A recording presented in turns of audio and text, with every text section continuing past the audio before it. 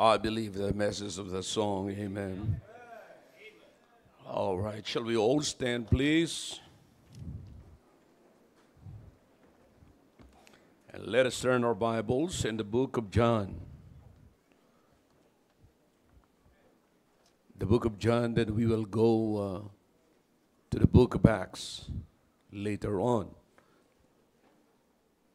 Now, this morning, I'm going to talk to you about the power of the Holy Spirit, the power and the fruit of the Spirit. And napakarami po tayong dapat maunawaan tungkol sa bagay na ito. John chapter 16. If you have your Bibles, John chapter 16, turn it to John chapter 16. We will start from verse number 7.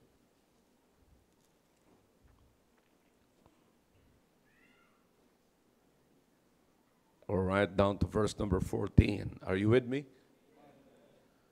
John chapter 16, verse number 7. Again, if you don't have your Bibles, then you can just look up to the screen and you'll find out, or you can read the passages that we have in our Bibles. Okay? All right, you ready? Nevertheless, I tell you the truth. It is expedient for you that I go away, for if I go not away, the Comforter will not come unto you. But if I depart, I will send him unto you. And when he is come, he will reprove the world of sin, and of righteousness, and of judgment. Of sin, because they believe not on me. Of righteousness, because I go to my Father, and ye see me no more. Of judgment, because the prince of this world is judged. I have yet many things to say unto you, but ye cannot bear them now. Howbeit, when he, the Spirit of truth, is come, he will guide you into all truth. For he shall not speak of himself, but whatsoever he shall hear, that shall he speak, and he will show you things to come. He shall glorify me, for he shall receive of mine, and shall show it unto you. All right? So if you're still there, then let's turn again to the book of Acts. The book of Acts, chapter 1. Book of Acts, chapter 1. Look in verse number 4. Verse number 4. Are you with me? And being assembled together with them, commanded them that they should not depart from Jerusalem, but wait for the promise of the Father, which saith he, Ye have heard of me, for John truly baptized with water, but ye shall be baptized with the Holy Ghost not many days hence. When they therefore were come together, they asked of him, saying, Lord, wilt thou at the same time restore again the kingdom to Israel? And he said unto them, It is not for you to know the times of the seasons, which the Father hath put in his own power. But ye shall receive power after that the Holy Ghost is upon you. And ye shall be witnesses unto me, both in Jerusalem and in all Judea and in Samaria and unto the uttermost part of the earth. Okay? Tayo po'y sandaling manalangin. Dakilang Diyos, marami pong salamat sa mga talata na aming binasa. Pagpalain niyo po ang lahat ng mga talata na ito at naway maunawaan po naming mabuti ang persona ng Banal na Espiritu sa buhay po namin. Marami po sa amin ang nakakarinig na patungkol sa mensahe ng Banal na Espiritu. But O God, naway makita po namin ang kahalagahan ng pagpapasakop sa Banal na Espiritu upang makita ang bunga ng Banal na Espiritu. Salamat po at pagpalain niyo po ang lahat ng pag-uusapan po namin ngayon sa pangalan po ni Jesus. Amen. All right, thank you. You may be seated in the presence of our God. Okay? Now, this is about the Holy Spirit, Brother Ned. Okay? Now, the passages that we have just read a while ago is about the the person of the Holy Spirit. The first thing that I'm going to do with you is to first let you know who the Holy Spirit is. Okay? And the second thing, I want you to understand why we need the Holy Spirit. And kinakailangan mo, unawaan po natin ang mabuti kung bakit kailangan natin ang Banal na Espiritu. Ano ba ang kapahayagan ng Banal na Espiritu? Why did the Lord Jesus Christ send us the Holy Spirit? And para maunawaan po natin ang mabuti. Okay? Is everybody ready now? All right. Now, first of all, the Holy Spirit, the Bible says, is one of the three persons. We believe in one God. Naniniwala po tayo sa isang Diyos, tatlong persona, hindi apat na persona. We have God the Father, the Son, God the Son, and God the Holy Spirit. Okay? Now, the fact na pagka sinabi Holy Spirit, it is already God. Okay? Ang opposite lamang po niyan is the evil spirit. Okay? So, the Holy Spirit is a person. It's in the Bible school, mga kapatid, ay tinuturo po yan in details. But I cannot do that now for saving time because we're saving time. Okay? Naunawaan niyo po, amen? At gusto ko lamang maunawaan niyo, number na Espiritu po ay persona. Now, in the Bible, there are many things or there are times in the Bible na ang Biblia ay gumagamit ng salitang, especially in Romans chapter 8. Maybe, makukonfuse po kayo sa paggamit ng salitang it, referring to the Holy Spirit. But it doesn't mean that the Holy Spirit is not a person. Because whenever the Bible refers or use the word, now bear with me now, pakinggan nyo na mabuti kasi mahalaga po ito. Whenever the Bible use the word it, referring to the Holy Spirit, the Bible is not referring him as a person, but the Bible is referring to the acts of the person. Okay? So maliwanag po yan. Now, another thing, I'm just telling you about it. No? Gusto ko lamang maging maliwanag yan mga kapatid. So para kayo nasa Bible school ngayon. And so pagka ginamit ng Biblia yung salitang it, hindi siya nagre-refer sa person, kundi sa acts ng person, the acts of the Holy Spirit. All right? Now, also, the Bible is using the word ghost, especially when we read the book of Acts chapter 1. See, ghost was referring to the Spirit. Now, you remember when the Bible mentioned about that, na nung sinabi actually yan, nung sila Peter ay nasa boat sila and they were about to sink, mga kapatid. At when they were about to sink, the Lord came for a rescue, to rescue them. Okay, para i-rescue sila Peter. All right? At the rest of the disciples. And then, nung sinabi ng Panginoon, nung sinabi nakakita sila, hindi nila ma-identify ang Panginoong Kristo.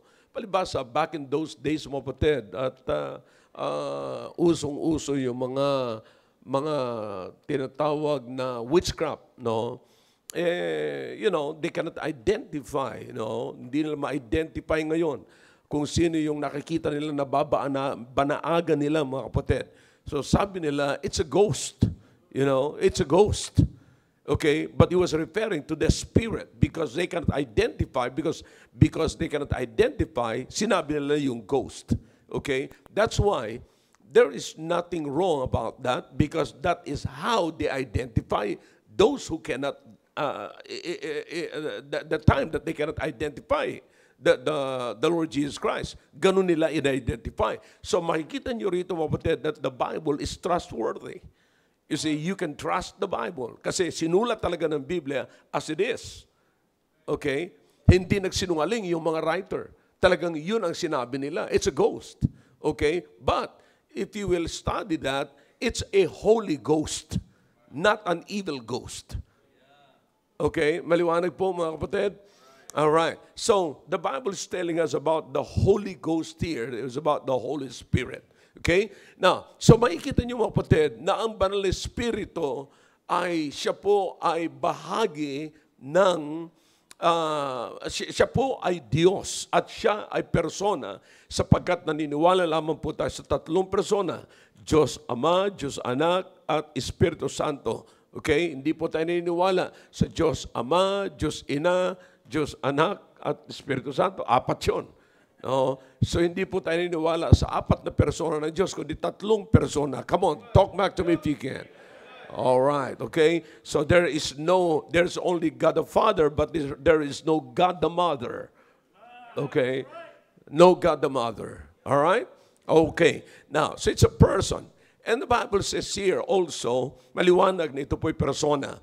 I don't need to get more or to give you more details about that, pero dapat natin paniwalaan because it is written in the Bible that it is a person. Okay? All right. Now, back in the time in the book of Acts, sa panahon ni Philip, na kinausap si Philip ng Banal na Espiritu, ang sabi ng Biblia, and the Holy Ghost said, the Holy Spirit said. So in other words, nagsasalita ang Banal na Espiritu. Okay? Kaya siya nagsasalita kasi persona po siya. All right? Nasusundan niyo po ako mga kapatid? Now, so dito naman tayo sa isang mga kapatid. Now, not only that the Holy Spirit is a person, but another thing that you need to understand in the book of Acts, it is the Holy Spirit is a promise of God. You see, the promise. In the book of Acts chapter 4, the Bible says, wait for the promise of the Father. That's from the very mouth of the Lord Jesus Christ. So what are they going to wait? The promise. What is the promise? That the Father will send the Holy Spirit. Okay? And then the Bible says, drop down to verse number 8, and ye shall receive power. Okay? So ye shall receive power. What is the power? The power is the Holy Spirit. Okay? The power is the Holy Spirit. Let me just park there for a while, mga kapatid. Paano naging power yung Holy Spirit? Now, listen, back in those days, mga kapatid, na ang church ay nag-i-exist. Pero nag-i-exist ang church na parang hindi po identified ng Panginoon or hindi po sila kinilala ng Panginoon, hindi nakita. Basta na lamang, nandiyan ang Panginoon sa Kristo, He established the church, and then the disciples also, they preached the gospel, nangalat na po sila, and they called themselves church, you know. So, because of that, mga kapatid, yung Roman government ay naglumaban, ang tingin sa kanila, sila yung mga rebelde at alsamasa sila. Okay? Kaya nga po sila ay inuusig sapagkat sila ay wala sa batas. Okay, wala silang karapatan, wala silang kapangyarihan. So kinakailangan sila ay kilalanin ng Diyos. That's why if you keep going in the book of Acts, chapter 1, then chapter 2, you will find out that the day of Pentecost came.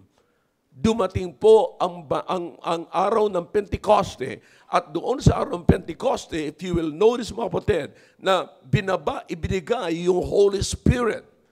That is the time that the apostle or the disciples of the Lord Jesus Christ, they spoke in tongues. You see, nagsalita sila sa iba't ibang wika. That is in chapter 2. All right? Chapter 2. Now, so makikita ninyo na ang sabi ng Biblia, nakita nila yung Holy Spirit like a cloven tongues. Okay? Fire like a cloven tongues. And then makikita nyo mga kapatid na nagkaroon sila ng power. Not only na hindi ibig sabihin na doon lamang po ibinigay ng Holy Spirit, but yun po ay kinilala ng Diyos bilang pangako na yung church na yon, yan yung church ng Panginoon. Meron silang authority. So the power here is the authority that the church is holding to or holding on. Okay? Ito yung pinangahawakan nila na ang church ay merong karapatan, meron silang authority galing sa Diyos. Wala man po silang authority galing sa Roman government, but they have the authority from on high. Alright? So you see, mga kapatid, that the Holy Spirit is the promise. The promise is a power, okay? Which is the Holy Spirit. And the power is also in the promise. Okay? Did you get that? Naunawaan niyo mga kapatid? Alright. So kaya nga po mga kapatid, simula nung kinilala ng Diyos na yung church na yon, yan yung kanyang iglesia, nakita nyo kung paano sila mangaral ng salita ng Diyos. That's why during the day of Pentecost, when Peter preached, there were 3,000 souls got saved, except that's only the men. Yung mga bata at yung mga babae are not included. Okay? The numbers, na minention lamang po rito mga kapatid, ay 3,000 souls. They got saved and they got baptized. Okay? So, the thing here, kapatid, is this, that the Holy Spirit is a promise and the power. Okay? Maliwanag po yan. Alright? So, yan po ang makikita po natin, mga kapatid. Alright? So, pagkatapos po niyan, mga kapatid, makikita natin na ang banal na Espiritu ay may pangako na kailan po natin natatanggap yan. Kailan nila natanggap. From there, mga kapatid, during the day of Pentecost, the Holy Spirit is indwelling into the body of every believer. Kaya nga, ang pangako, ang sabi ng Biblia, your body now is the temple of the Holy Spirit. Okay? You are not your own. You are bought with a price. Okay? So, yung katawan natin ay hindi na sa atin at tayo ngayon ay kinaroroonan na ang ating katawan ay kinaroroonan na ng banal na Espiritu. Are you following me?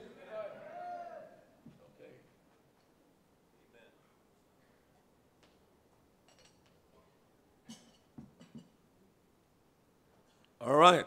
Now, so kailan po natin tinanggap ito?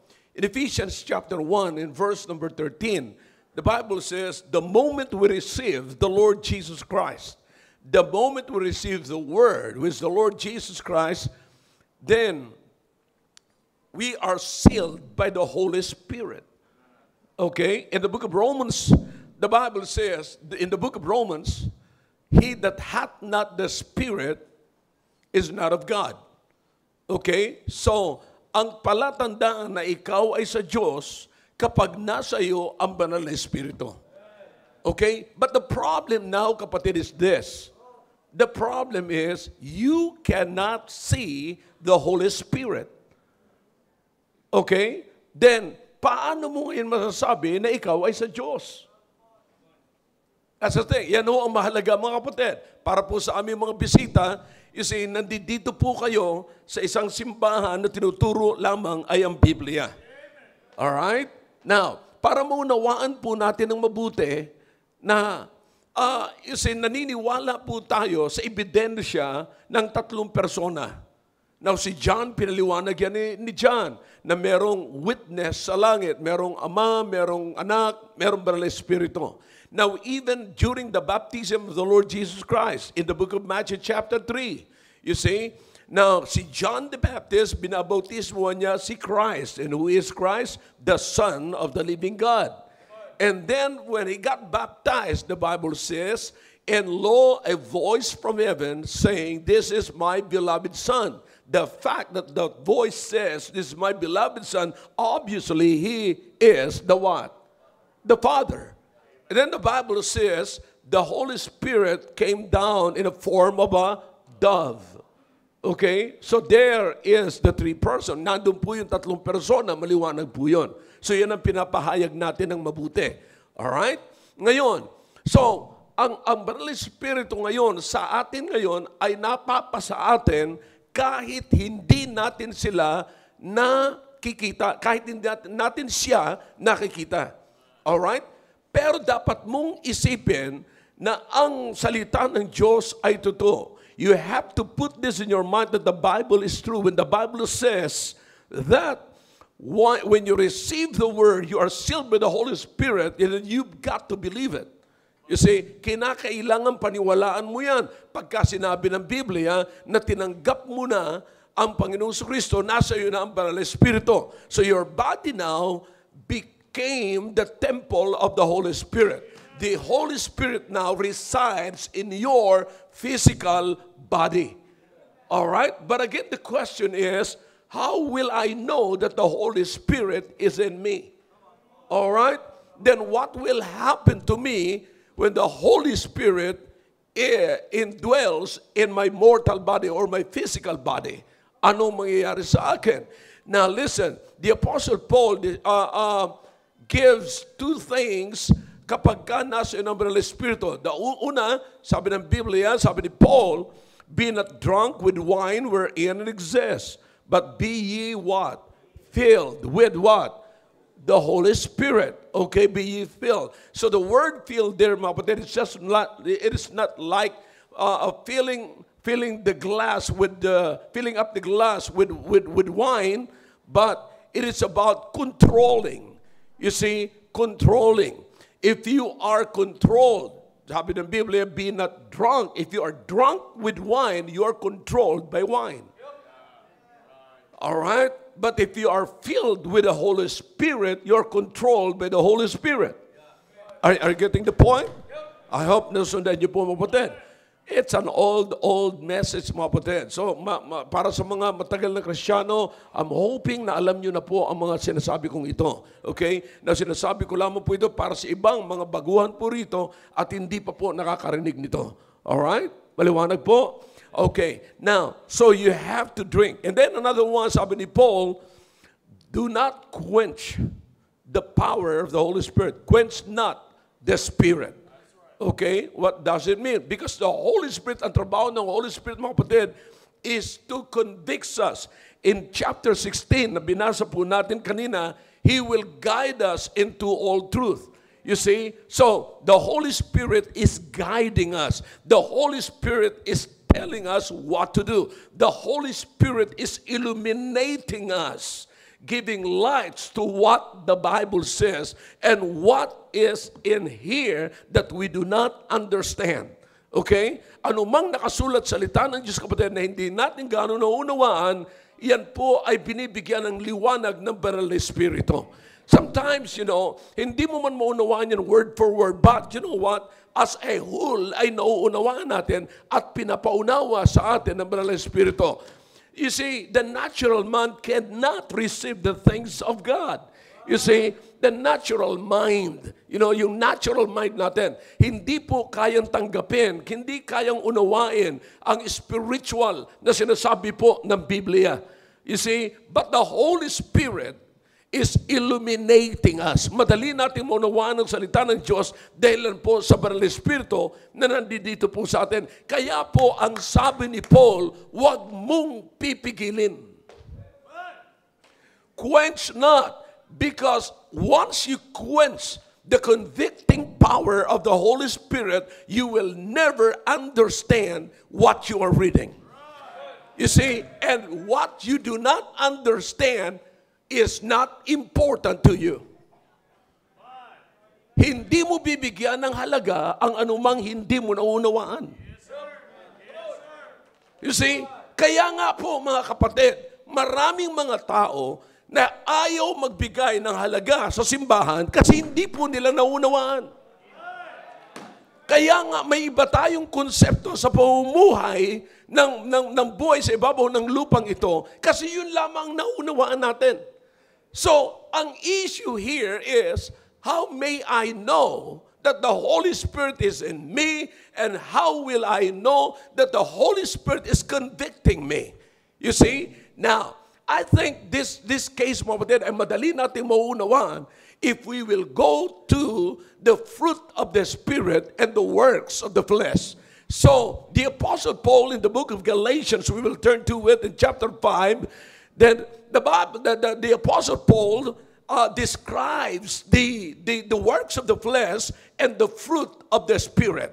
You see, now hindi po ito comparison, pero dinescribe ni Paul upang maging maliwanag po sa atin ang trabaho ng banal na Espiritu. Now, if the Holy Spirit, the main purpose of the Holy Spirit is to what? To guide us into all truth. Why? To guide us into all truth. Remember, here's what the Bible says. I believe that there are so many truths. You see, let's go back to it. Let's go back. Chapter 16, mga kapatid. You understand here, kapatid? The Bible says in verse number 13, howbeit when he, the Spirit of truth, is come, he will guide you where? Into all truth. Did you notice that? He used the word all, but he point to the word truth. You see, because what? Jesus said, I am the truth. He will guide us to Jesus. You see, as you read that, mga kapatid, makikita nyo that the Holy Spirit will lift up the Lord Jesus Christ. He will not speak of himself, but he will speak about Jesus. Why? Because the Holy Spirit will guide us into Jesus. Alright, nakukuha nyo mga kapatid? Okay, now, so makikita nyo, maliwanag po rito, pagka binuksan na po natin yan sa Galatians chapter 5. Okay? Now listen, bakit mahalaga po ito mga kapatid? Bakit mahalaga po ito? Babasahin muna natin again the Apostle Paul. Hindi niya po ito, he didn't wrote this letter to the Galatians mga kapatid to compare the works of the flesh and the fruit of the Spirit. But he just simply described so that the Galatians will know where they are and who they are. All right? Now, so makikita nyo, Galatians chapter 5. Are you with me na? Look at verse number 19. All right? Itong ginawa ni Paul. Now, the works of the what? The flesh, referring to the body. Now, listen now. The Apostle Paul was referring to the normal man. Normal na tao, mga kapatid. Yan po ang ibig sabihin. Okay? Normal na pagkatao. Now, the works of the flesh are what? The works of the flesh are manifest, which are these: adultery. That's normal na nangyayari sa flesh. Okay? Fornication, uncleanness, lasciviousness, idolatry, witchcraft, hatred, variance, emulations, wrath, strife, seditions, heresies, inveighings, murders, drunkenness, revelings, and such like, of the which I tell you before, as I have also told you in time past, that they which do such things shall not inherit the kingdom of God. In other words, hindi mo makikita ito sa kingdom ng Diyos. Because the kingdom of God is not built on the flesh, but built on the Spirit. Okay, if you want to know more about that, you go to the book of Matthew chapter 5, beginning from chapter 5 down to verse number 8. You see, makikita niyo yung sermon ng Diyos sa Mount. Okay? Are you following me? Now, sana makikita niyo po niya mga kapatid. Okay? Now, so, ito yung sinasabi niya. Nang sabi niya, napansin niyo mga kapatid, verse number 9, now the works is in plural form. In other words, makikita mo isa-isa ang mga bagay na ito. At itong lahat ng ito ay nagmamanifest, kapatid, sa buhay ng tao. Okay? Na normal na tao.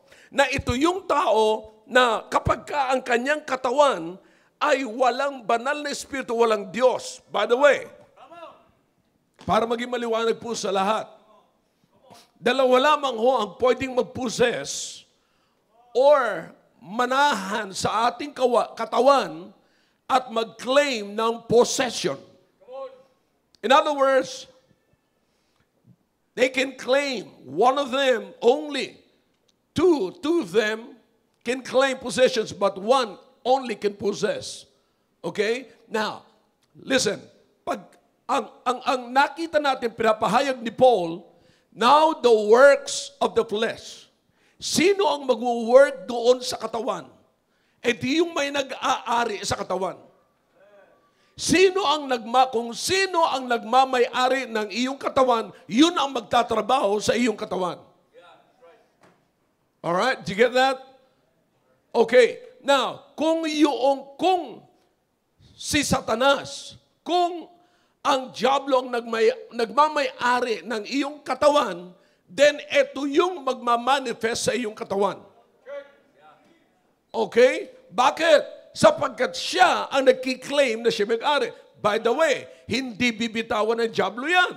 Kaya nga, yan ang panluloko ng diablo. Ang panluloko ng diablo ay sasabihin ng diablo, ako may control sa iyo. Ako ang magpapasaya sa iyo. Ako ang magpapayaman sa iyo. Ako ang magbibigay. You understand, mga kapatid, if you want to know, in support to my claim right now, you go to the temptation of the Lord Jesus Christ in the book of Matthew chapter 4. You see, makikita mo yung claim ng diablo doon. Anong kiniklaim na ni Satanas doon, mga kapatid? Anong sabi niya? Nakikita mo ba ang lahat ng yan? Ibibigay ko ang lahat ng yan sa iyo kung magpapatira pa ka lamang sa akin. You see, ang claim ng diablo ay siyang nagmamayari. Pero ang totoo nun, ang claim ng Diyos, sabi ng Diyos, heaven and earth is mine, and the fullness thereof. You see? Now, how in the world that Satan has the authority or the power to claim everything here on earth? He owns nothing. He owns nothing. In fact, when you got saved, he thought that he owns you. Pero tapos na yung claim niya. Salamat sa Panginoon. Nung ako'y naligtas, mga kapatid, nagtapos na yung claim ng diablo sa buhay ko. Nung ikaw ay naligtas, Brother Roy, Brother Willie, lahat naman nandito, mga kapatid, nung tayo naligtas, natapos na ang claim ng diablo sa buhay po natin. He owns that. So, sino lang ngayon may possession sa atin? Sino nagmamay-ari ngayon sa atin? Panginoon. Sa katibayan na tayo pag-aari ng Diyos, nasa atin ibinigay niya ang tataka. Ang silyo. Sinilyuhan na po tayo. Bang! In other words, it's finished. Paid in full. Tapos na. Tayo ay bayad na. Pag-aari na tayo, we are bought with a price. We are bought by the blood of the Lord Jesus Christ. That's the price. So pag-aari na tayo ng Panginoon. You are not your own. Alright? So, because of that, the Bible says, inibinigay niya sa atin ang Banal na Espiritu upang mapakakilanlan. That's the authority that we do not belong anymore to the family of Satan. Okay? Now, but as many as receive Christ, to them God gave the power to become the what? Sons of God. So, from the family of Satan, God moved us into, or adopted us into His own family. And that's something? At ang katibayan, kapatid, na tayo ay anak na ng Diyos, ibinigay sa atin at sinilyuhan tayo ng banal na Espiritu. Alright? Na para malaman natin, kapatid, na tayo ay nasa atin banal na Espiritu, hindi po tayo mananatili sa dati po nating kalagayan. Alright? Kaya nga po, patuloy tayo na maibabalik tayo sa imahe ng Diyos. Now listen to me now. There are so many churches today that claims and says that soul winning is the main thing. That is what they believe. Pabayaan na lang natin sila doon. But for us, soul winning is not the main thing. Soul winning is the beginning of the main thing. Because the main thing is to be like Jesus. To be like Jesus. God is bringing us back into the image of God because we lost it. Nung tayo po, mga kapatid, nung si Adan at si Eva, nagkasala, mga kapatid, when God created us in the image of God. But when Adam fell, we start living in the image of Adam. A sinner. So nawala na sa ating yung imahe ng Diyos. To bring it back, we need to repent. Alright, dapat magsisi tayo ng ating kasalanan at bumalik tayo sa imahe ng Diyos. At para makabalik tayo sa imahe ng Diyos, the Holy Spirit is on us before the Holy Spirit is in us. Alright? What is that? What does it mean? Ang Banal na Espiritu ay kumatok sa atin at pinalambot ang ating isipan, mga kapatid. We are saved by grace. You see, the Holy Spirit is on us, but when we got saved, the Holy Spirit is in us. Alright? Now, what's the purpose of that? To guide us into all truth. Para maigabay niya tayo at mapunta tayo sa dati nating position sa harapan ng Panginoon. Because we cannot do it by ourselves. Not until the Holy Spirit work in us. Now notice, again, the book of Galatians chapter 5. You will notice that the works of the flesh, the works is in plural form. Okay? But when you go to the fruit of the Spirit, it's the fruit is not in plural form. All right? Let's study. Amen? Unawain natin mabuti ang Biblia. Galatians chapter 5. Look in verse number 21 or number 22. But the fruit of what? The fruit of the Spirit is love, joy. Ang dami naman ito. Bakit hindi R? Bakit hindi fruits at saka R? Kapatid, hindi po talaga ito nasa plural. Kasi, hindi po ito nilagay ng Biblia rito ni Paul na parang sa dami ng ito, pwede ka lang pumili ng isa. That's right. Or pipili ka lang ng gusto mo. At kung papipiliin ka rito, gusto mo siguro yung peace, pero ayaw mo ng long suffering. So you see, kapatid, this is really the fruit in a package. Fruit in one. Hindi mo pwedeng pipiliin dito ang isa lang at magre-rejoice ka sapagkat nakikita mo rito, nagsasuffer ka long. Mahaba na ang aking paghihirap. Palagay ko naman ako'y sa Diyos. At nasa akin ang Banal na Espiritu kasi mahaba ako na naghihirap. At kung naghihirap ka naman dahilan sa iyong kalokohan, hindi ang ibig sabihin na nasa iyo ng Banal na Espiritu. By the way, you've got to have the Holy Spirit first and you've got to be controlled by the Holy Spirit before the fruit comes out. Okay? Now, the fruit of the Spirit will never come out not until you allow the Holy Spirit to control you. Okay? Now listen to me now. Here's the thing here. Okay? Kaya hindi ka pwedeng pumili rito. Hindi inilagay ito rito, mga kapatid. Alright, the fruit of the Spirit is love, joy, peace, long-suffering, gentleness, goodness, faith, meekness, temperance. Against such, there's no law. O sige, bahala na kayo, pili na kayo. At hindi, sapagkat nagkaroon ka dito ng isa, feeling spiritual ka na. No, the Bible is simply telling us that the fruit of the Spirit is what? Love, joy. So if you have love, you have joy. And if you want real joy, you've got to have love. Come on, talk back to me if you can. Kung nauunawaan niyo po, mga kapatid, alright? Now, hindi po ang ibig sabihin, gusto ko lang yung joy.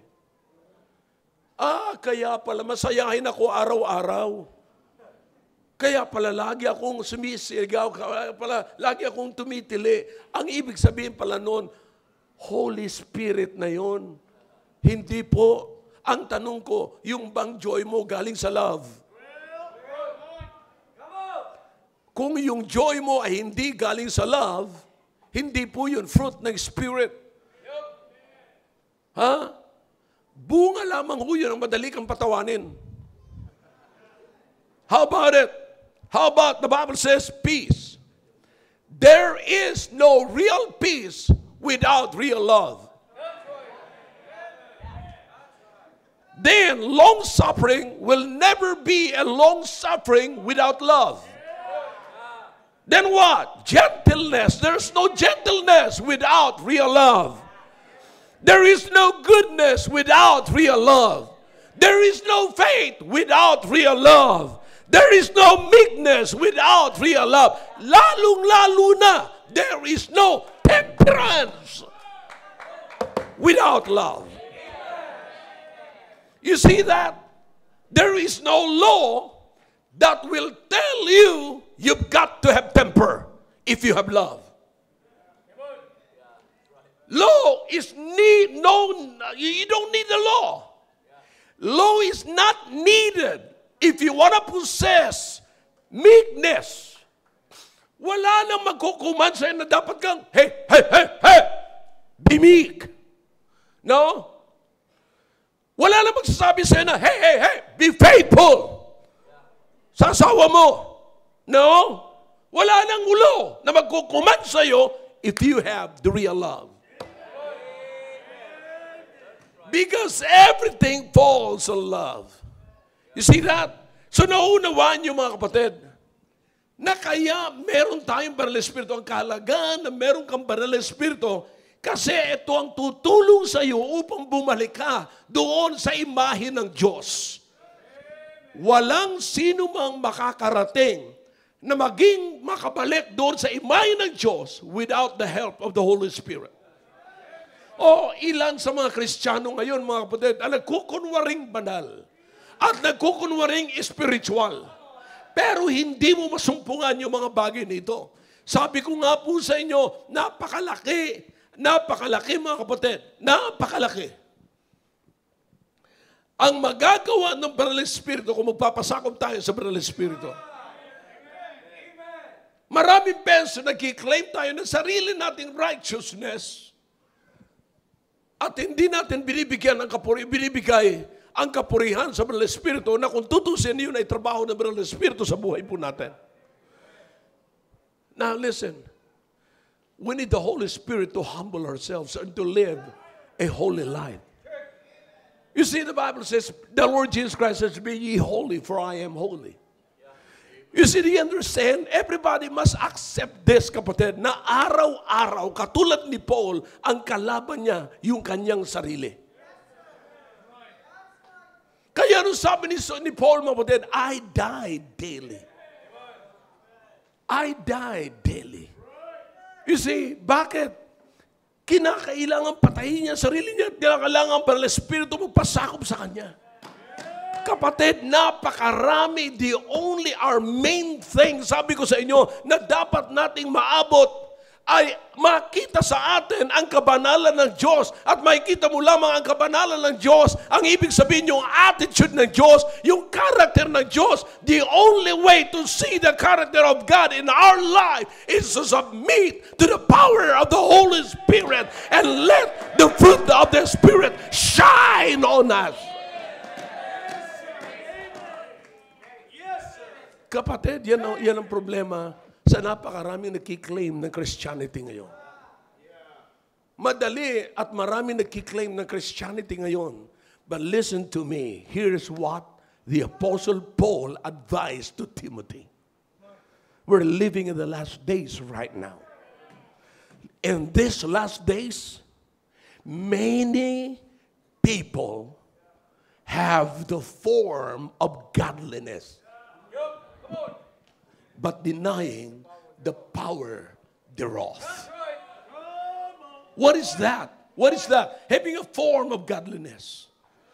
Akala mo kung sinong pumupunta sa simbahan. Akala mo kung sino nakadamit na pangsimba. Ang daming ganyan ngayon. Iba't ibang klaseng forma, mga kapatid. Pupunta sa simbahan. Pero bakit hindi nababago ang ating bansa? Yung mismo mga magnanakaw sa gobyerno, nagsisimba rin. Yung mismo mga beer houses natin, may mga santo ninyo sa loob. They have the form of godliness. I'm not attacking any religion here, but I'm just preaching the reality. Maging sa mga loob ng Baptist churches, may kasuotan tayong pangsimba, may dala-dala tayong Biblia, pero hindi natin makontrol ang dila natin.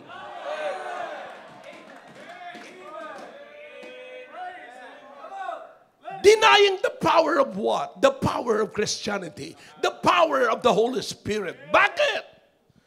We want the Holy Spirit and we believe the Holy Spirit, but we don't obey the Holy Spirit. We deny. We deny. Sabi ng Banal Espiritu, love one another. Sabi natin, depende. So, ang problema natin, mga kapatid, hindi tayo ma-form. Hindi tayo ma-forma, kapatid. Ma-forma tayo sa kasuotan, pero hindi tayo ma-forma sa imahe ng Diyos. Ang mahirap nito, kapatid, pupunta ka sa fashion, bago ka pumunta sa church, pupunta ka sa mga fashion magazines or dyan sa iyong mga gadgets na yan, hahanapin mo, ano magandang kasuotan, you know, kung ano-ano ng forma, mga poise, mga, you know, lahat na lamang, lalo na kayong mga vloggers, you know, mas marami kayong nabavlog kaysa nasishare, nasisharean. You see, now, so you understand, here's the thing, marami na tayong ginayahan, nagaya na natin yung model natin doon sa libro na yon o sa magazine na yon, nagaya natin yung damit ni Queen Elizabeth, ni III, and nagaya na natin yung damit ng artistang ganito. Nagaya na natin. Pero ang tanong ko, nasaan yung imahe ni Kristo? Nagaya mo na yung mga paborito mo. Pero nasaan si Kristo? We are admonished to walk in the Spirit that we might not fulfill the lust of the flesh.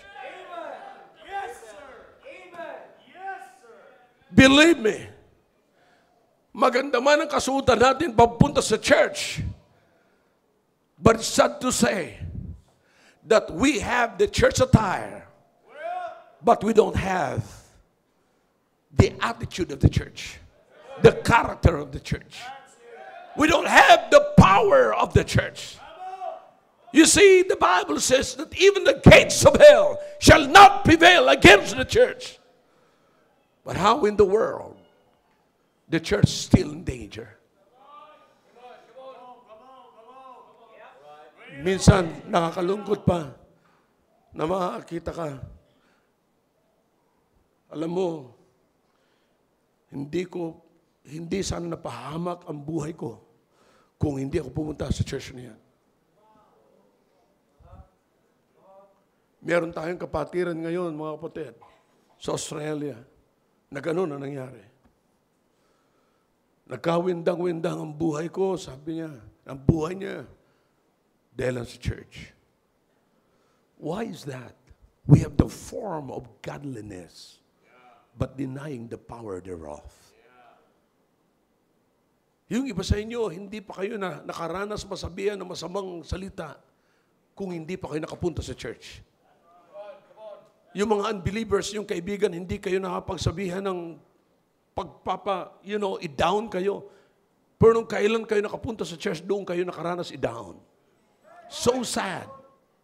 Because many has the form of godliness, but denying the power of God in their life. They don't want to be controlled by the Holy Spirit. Let me ask you a question. Kung tinitignan ka kaya ngayon ng tao, anong unang makikita ng tao? Can people, the unbelievers, see the fruit of the Spirit in you? Will they see love? Well, I like that song. Makakakita pa sila ng pag-ibig, kapatid, sa panahon ng sila hindi kaibig-ibig. Salamat sa Panginoon, mga kapatid, na mga pagkakataon na may mga tao, may mga, na parang magagalit ka na, parang gusto mo nang itakwil. May mga tao, mga kapatid, na magagaling lamang tumingin sa kasalanan ng iba, pero hindi nila nakikita ang sarili nilang kasalanan. Nung sila'y nagkasala, dapat putulin na yung chismis. Pero nung iba nagkasala, hanggang ngayon chismis pa rin. You have a form of godliness but denying the power of the Spirit. Again, wala na ho tayong ibang batayan pa. Listen to me now. Wala na tayong ibang batayan pa ng patutuo na nasa atin ng Banal na Espiritu maliban sa bunga ng Banal na Espiritu. Why is that? Remember this. The Bible says, the tree is known by its fruit. A corrupt tree will bear what? Corrupt fruit. A good tree will bear what? Good fruit. See that? Wala na hong iba. Listen to me now. At ang bunga na iyong kapatid ay hindi mo maitatago. Makikita niyo po yan sa action ng isang Kristiyano. Listen to me. If you are to track people, listen, get this. Don't track people by words, but by action. You can deny, you can lie in words, but you cannot lie in action. And the Bible says, it's clear in the Bible, the fruit of the Spirit is what? Love and long-suffering. Kaya nga po mga kapatid, magkakaroon ka ng patience, magsasuffer ka that long, you can bear it, you can do it, you can make it. Why? Because you have love, which is the fruit of the Spirit. Kaya ano man ang mangyari mga kapatid, makikita nyo, ang totoong pagmamahal, suffer it long. You can check that. You can check that in the book of 1 Corinthians chapter 13. We have this same person na nagsabi rito mga kapatid sa Galatians chapter 5. The same person who wrote in the book of Corinthians. Charity suffereth long. And now, nung tinukoy niya rito yung Banal na Espiritu, mga kapatid, that's the point. Kapatid, tandaan niyo po, eto na. Yung mga bagay na hindi mo kaya ay magagawa mo because the Holy Spirit is in you. It is not actually you that will do it, that will accomplish it, but it is the Holy Spirit. So in other words, kung bakit merong ganito, here's the last words, kapatid. Okay? Okay, last words. Plural ang words. Okay? You have no reason to say, I cannot do it.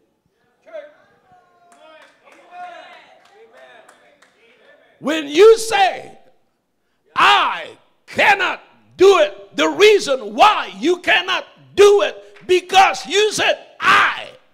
But why don't you say, the Holy Spirit can do it?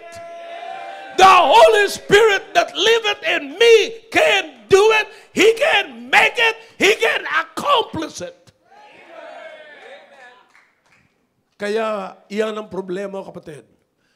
Pag hindi natin hinayaan ng Banal na Espiritu, pag hindi tayo nagpasakop sa Kanya, hindi talaga natin ma-accomplish ang gustong mangyari ng Diyos sa buhay natin. Now, listen to me now. The reason why you are not enjoying a happy Christian life is because you are accomplishing everything in your life by yourself and not by the power of the Holy Spirit. There is nothing new in your life. Though the Bible says, if any man be in Christ, he is a new creature. All things are what? Pass away. All things are now become what? What is new in your life? Walang bago, kapatid. Kaya walang bago. Wala kang nagagawang bago. At kaya wala kang nagagawang bago, ang kaya mo lang gawin ay ayon sa kalakasan mo, ayon sa kaalaman mo. But if you have the Holy Spirit will guide you into all truth. And He will show you things that you never know. Kapatid, huwag mong laruin ang Kristiyanong buhay. Huwag kang magkunwari. You don't need to do that. Kapatid, religion is all about pagkukunwari. But Christianity is reality.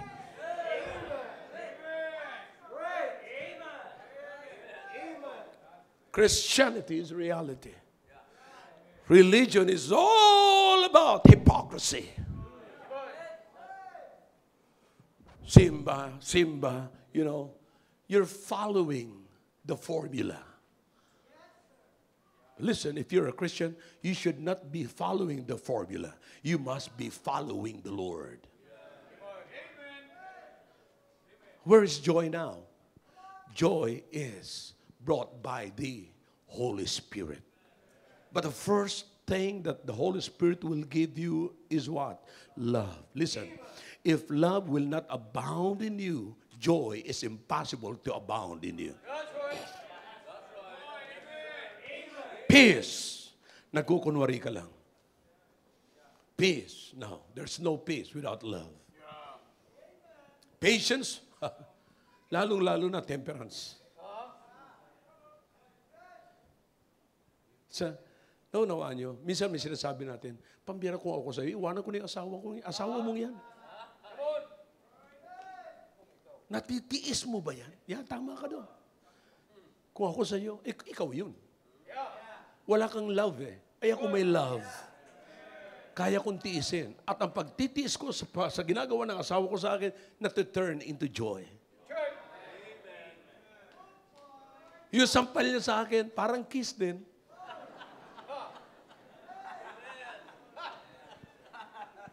Yeah. Yeah. So you understand? Listen, if you love your wife, if you love your husband, if you love, kahit na sino. But the point is, love is the fruit of the Spirit.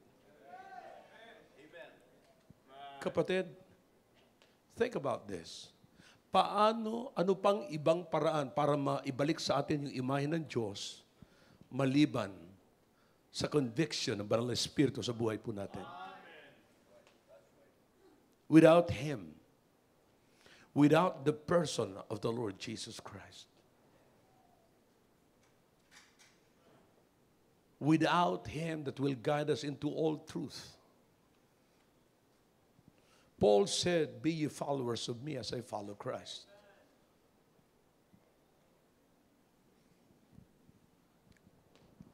And the life that I now live in the flesh, I live, hindi na sa akin, but sa aking paniniwala at pananampalataya sa aking Panginoon tagapagligtas. Ngayong umaga, mga kapatid, magiging masaya lamang at mararanasan natin itong kasiyahan ng pagiging isang Kristiyano kapag kinilala natin ang persona ng Banal na Espiritu sa buhay po natin. Sino sa atin, nasa atin, naniniwala tayo, nasa atin ang Banal na Espiritu, pero hindi natin sinusunod ang Banal na Espiritu. Nagkukunwari tayong mabait. Nagkukunwari tayong palabigay. Nagkukunwari tayong, na meron tayong ganito. Nagkukunwari tayong banal. Pero ang totoo nito, mga kapatid, no, we're not.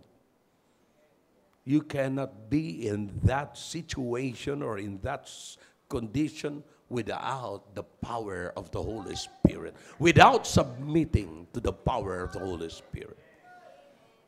Don't deny it. Huwag niyong i-deny kapag ang Banal na Espiritu, kinakausap kayo, pagka ang Banal na Espiritu, kapatid, just imagine kung lahat ng gawain ng Panginoon ay gagawin natin sapagkat may alam tayo na galing sa eskwelahan, but not in the power of the Holy Spirit. Listen, the Holy Spirit, the presence of the Holy Spirit in your life will make you and push you to glorify Him. That's the presence. That's one of the evidences that the Holy Spirit is in you. I hope I'm clear. Brethren, think about this morning. Maraming mga talata patungkol sa Banal na Espiritu, but what I want you to understand right now is, imposible. Kaya minsan kapatid, hindi mabago-bago ang buhay natin, walang nababago sapagkat walang makitang ebidensya. Kaya ang tanong ko sa inyo ngayon, pag tinignan ka kaya ng asawa mo, sinasabi mong Kristiyano ka, sinasabi mong may ministry ka, pag tinignan ka ng asawa mo, anong nakikita niya sa iyo? Makita kaya sa iyo ang bunga ng Banal na Espiritu? Huh? Will they see the fruit of the Spirit or the works of the flesh? Which? Alin? Shall we all stand, please? Father, thank you for your words. Bless your people as they come to your throne this morning. I've done my best, oh God. Now I beg you to please do your best and encourage these people, oh God, to submit themselves into the power of the Holy Spirit. It's a promise. Thank you, oh God, for being faithful to your promise. Because now the promise is in us. May we have also the power of the promise. Bless your people tonight, this morning. Your heads are bowed, your eyes are closed. God is speaking to your hearts through that message. Then let's come to the throne of God.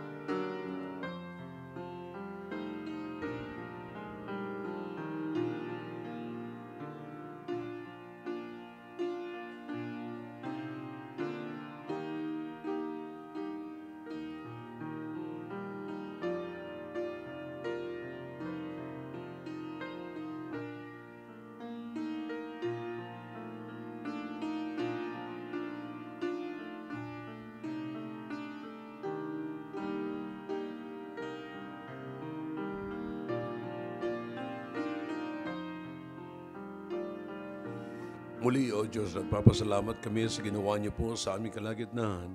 Salamat sa mga anak niyo na lumapit po sa inyo kasama ang buong pamilya na tiklop tuhod, Panginoon. Yeah, because we know, O God, how good and how pleasant it is to join together in unity. Salamat, Panginoon, na kami ay may unity in the Spirit.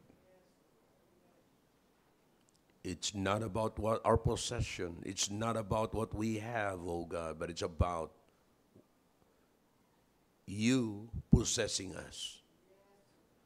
Na dapat maunawaan po natin na hindi kami ang magpupossess, kundi kayo ang magpupossess sa amin, and we will submit ourselves into your possession, and we are now into the right position.